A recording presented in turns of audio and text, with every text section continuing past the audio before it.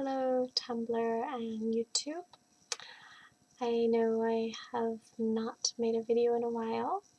However, since a lot of people wanted me to make a video on PTSD or OCD or eating disorders, I thought I would start with PTSD, considering I have gone through a school shooting myself, and because of the recent events in Connecticut at Sandy Hook Elementary School.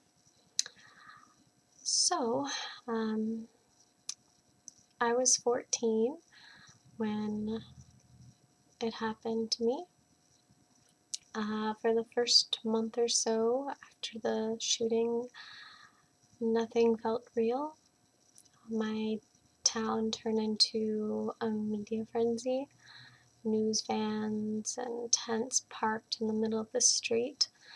We couldn't even attempt to go to school without news reporters asking questions. That went on for months. You couldn't watch the news without hearing about it, or read the paper without reading about it. So we received cards, postcards, letters, stuffed toys, donations, everything you could think of. And once the letters were opened by whoever, probably the school district, to make sure they were safe, we were able to read them and respond. And it was really nice to know that people from all over the world cared about my small school and my small town. We were able to receive free counseling, though at the time I didn't think much of it. I didn't think I needed help because I thought I was okay, as I guess a lot of 14-year-olds would think. I also didn't know much about PTSD. For the children at Sandy Hook, I do hope they receive the same type of options that were available to me, which were free weekly counseling for months. And since they're much younger, I hope that they have one of the best child psychologists there for them. And the counseling was given to parents as well. Basically anyone in the community that felt they needed help.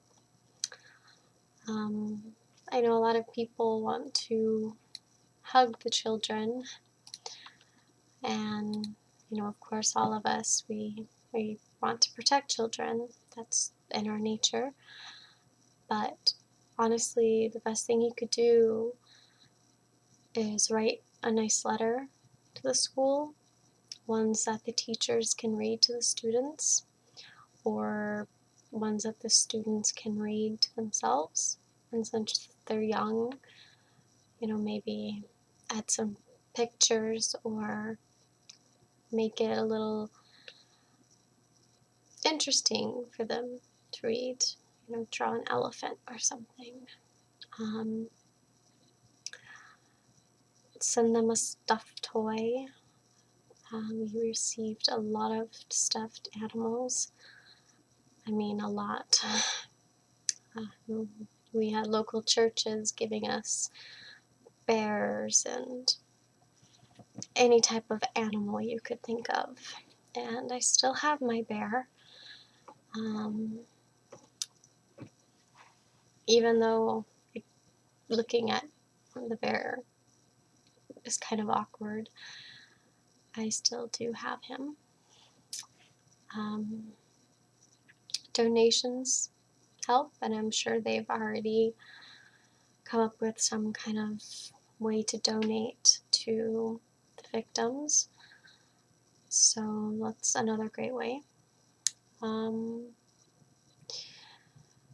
And I still remember reading letters from people that lived in Australia, a woman from Germany, a teenager from Ireland, and it meant a lot to me to know that people from other countries cared about my school.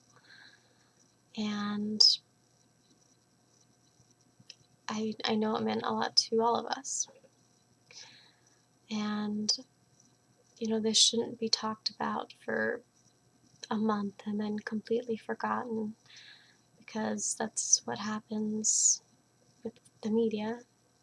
If another big story happens, then all of this, they forget about it. However,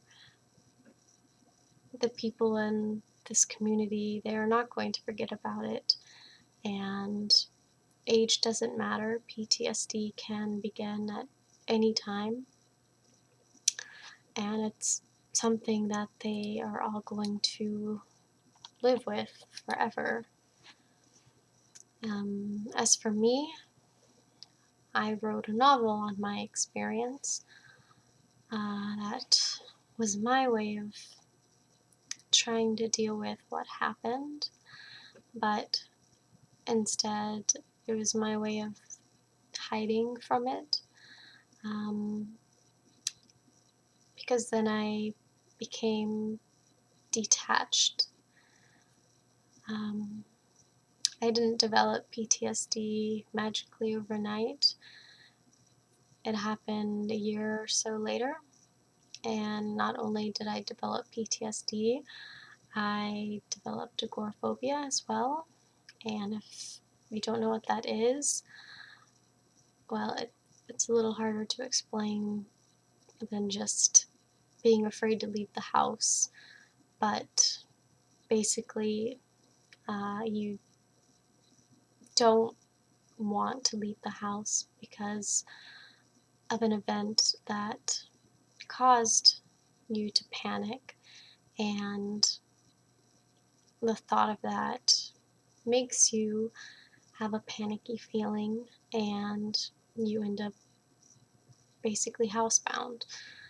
I saw a therapist when I was 16, and then again at 18, and a psychiatrist and therapist at 22.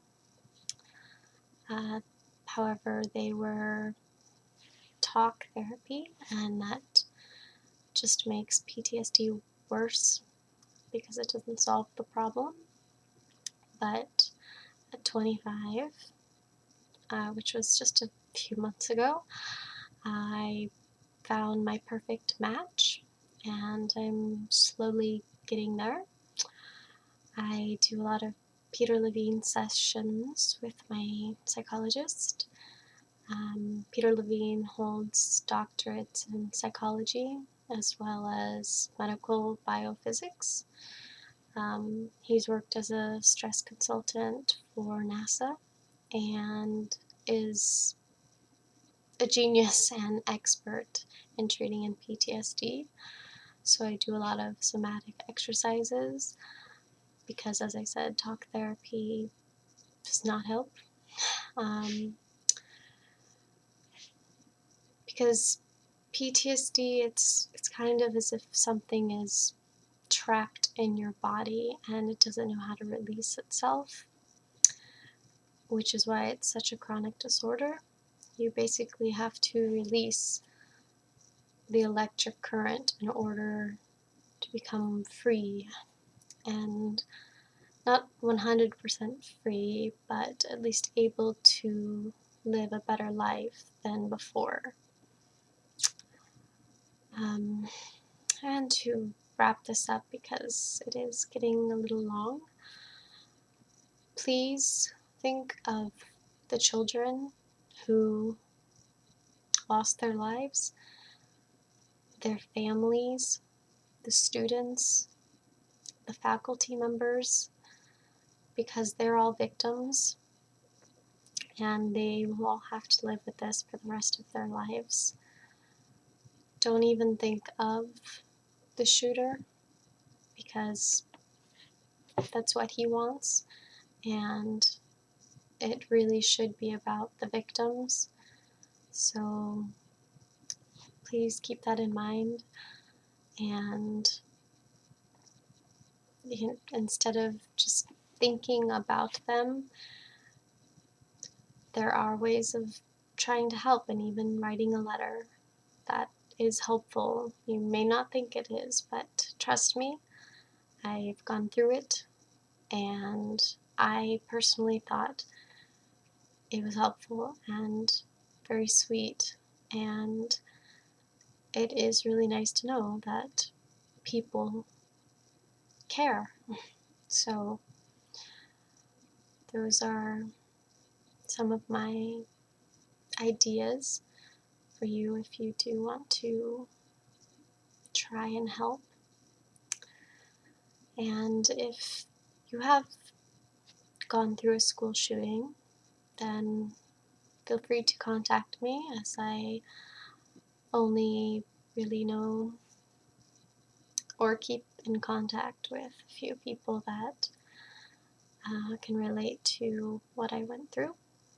And if you have any questions, feel free to ask me either on here or Tumblr or Facebook. And that's about it. I will post another new video, most likely on eating disorders, possibly in a week or so. And that's about it, I think. I'm sorry I'm all over the place with this, because it literally took me all day to come up with what to say, and I still feel like I did not do a very good job. So, thank you for watching, and please subscribe if you feel like it.